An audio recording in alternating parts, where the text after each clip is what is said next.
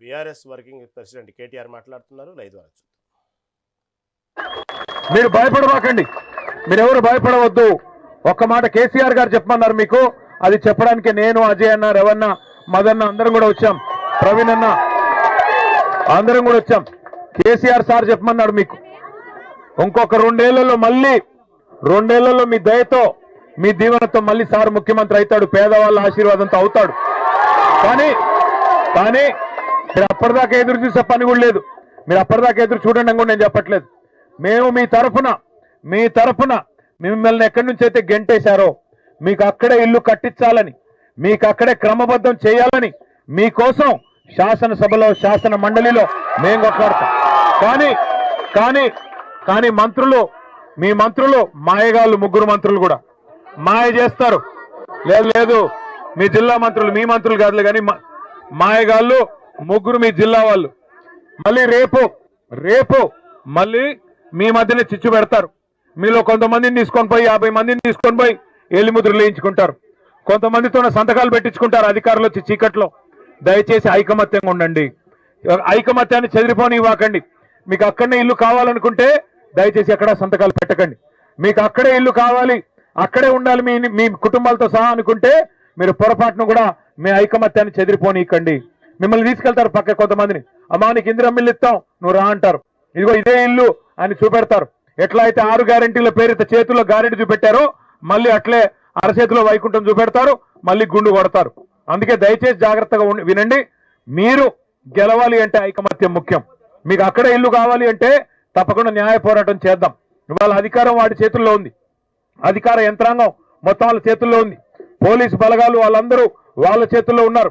కాబట్టి ఇవాళ పేదవాడికి గొంతు లేదనుకుంటా ఉన్నారు. కానీ ఒకటి మాత్రం వాస్తవం, ప్రభుత్వం తప్పు చేసింది అని వాళ్ళ రాష్ట్రం మొత్తం తెలిసిపోయింది. మరి ఏ తప్పు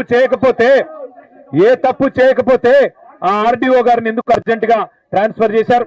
ఏ తప్పు జరగకపోతే ప్రభుత్వం నిజంగానే న్యాయం చేసింటే, ఓ ఆగవయ్య స్వామి ఆగవయ్య, మీ గురించే మాట్లాడుతుంటే ఎందుకు గుర్తించుకుంటున్నాం?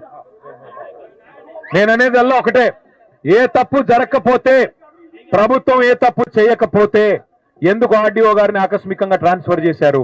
అర్ధరాత్రి వచ్చి దొంగలాగా ఎందుకు ఇళ్ల మీద పడ్డారు? ఎందుకు నోటీసులు ఇవ్వలేదు? ఎందుకు మీకు కోర్టుకు పోయే అవకాశం ఇవ్వలేదు? గతంలో కోర్టు మీకు ఆర్డర్లు ఇచ్చింది కదా, కోర్టు మీకు ఆర్డర్లు ఇచ్చింది. మీకు పట్టాలు లేకపోతే కోర్టు ఆర్డర్లు ఇస్తుందా? మీ వాదనలో న్యాయం లేకపోతే కోర్టు ఆర్డర్లు ఉంటాయా? కాబట్టి జరిగిన తప్పు ప్రభుత్వానిది, ఈ జిల్లాలోని 3 మంత్రులది. ఇంకొక మాట మీరు ఆలోచించండి, ఇప్పుడు తప్పు చేయకపోతే మాలాగా ధైర్యంగా వచ్చి మీ కాడ మాట్లాడొచ్చు కదా, 3 మంత్రులు వచ్చి చెప్పొచ్చు కదా. తప్పు మీది కాబట్టే, ప్రభుత్వానిది కాబట్టే ఇవాళ 3 మంత్రులకి ముఖం లేదు. అందుకే నేను మీకు చేసే విజ్ఞప్తి, అసలు భూదాన్ అంటేనే, మళ్ళీ గుర్తుపెట్టుకోండి, భూదాన్ అంటేనే పేదల ఆస్తి. భూదాన్ అంటేనే పేదల ఆస్తి, పేదవాళ్ళ కోసం ఇల్లుకు కానీ వ్యవసాయానికి కానీ ఇచ్చే ఆస్తి భూదాన్. కాబట్టి అప్పుడెప్పుడో గాంధీ గారి స్ఫూర్తితో వినోబా భావే గారు అనే పెద్ద మనిషి స్టార్ట్ చేశారు భూదానం. ఆయన పేరు మీద మీరు కాలనీ పెట్టుకున్నారు, వినోబా భావే కాలనీ అని. కానీ ఆ రోజు ఒరిజినల్ గాంధీ గారు ఉన్నారు, ఈ రోజు డూప్లికేట్ గాంధీలు వచ్చి వాళ్ళ ఆధ్వర్యంలో పనిచేసే భూ దొంగలు, వీళ్ళు భూమిని కొల్లగొట్టే దొంగలు కాబట్టే, రియల్ ఎస్టేట్ మాఫియా కాబట్టే ఇలా మీ భూమిని లాక్కునే ప్రయత్నం చేస్తున్నారు.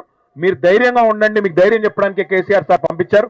మీకోసం ఏర్పాట్లు కూడా మేము చేస్తాం, పార్టీ పరంగా ఏర్పాట్లు చేస్తాం. మీకు భోజన వసతి కానీ, ఉండేదానికి వసతి కానీ ఎట్లాగో అధికారులు పట్టించుకోరు, వాళ్ళు ఎలాగో చెయ్యరు, మీకు మేము ఏర్పాటు చేస్తాం.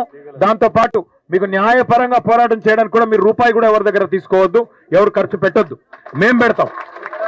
పార్టీ పరంగానే న్యాయ పోరాటం మీ తరఫున మేం చేస్తాం. తప్పకుండా మీకు న్యాయం లభించేదాకా మీతో ఉంటాము, కలిసి కొట్లాడతాం. కానీ మీరు ఐకమత్యంగా ఉండాలి. మీరు మళ్ళీ మీరు కొంతమంది చెదిరిపోయి సంతకాలు పెట్టి వేలుముద్రలేసి ఆయన ఏదో ఇత్తనన్నాడు, ఈయనేదో ఇత్తనన్నాడు అంటే మళ్ళీ శటకోపం పెడతారు, మళ్ళీ మోసం చేస్తారు. మళ్ళీ ఒకసారి 2.5 ఏళ్ల కింద ఎట్లా గ్యారెంటీ చేశారు, అరిచేతిలో వైకుంఠం చూపెట్టి నెలకు 2.5 ఇస్తామన్నారు. మహిళలకు ఇచ్చారా? తులం బంగారం ఇచ్చినారా? ముసలోళ్ళకి 4,000 అన్నారు, ఇచ్చారా? ఏదన్నా ఒక్కటి చేశారా? పోనీ ఇందిరమ్మ ఇండ్లు అన్నారు, ఉన్న ఇండ్లు గులగొడుతున్నాడు కదా.